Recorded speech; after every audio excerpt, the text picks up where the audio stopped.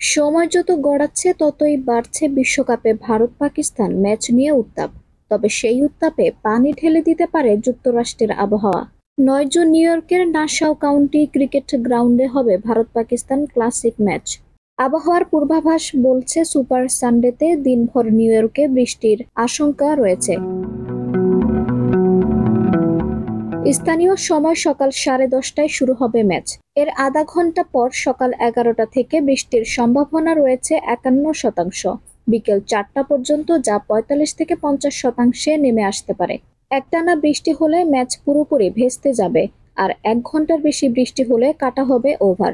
অতিবৃষ্টিতে match পরিত্যক্ত হলে দুই দলই পয়েন্ট ভাগাভাগি করবে। তাতে প্রথম ম্যাচ হারা পাকিস্তানের জন্য সুপার 8-এ ওঠার পথ আরও কঠিন হবে।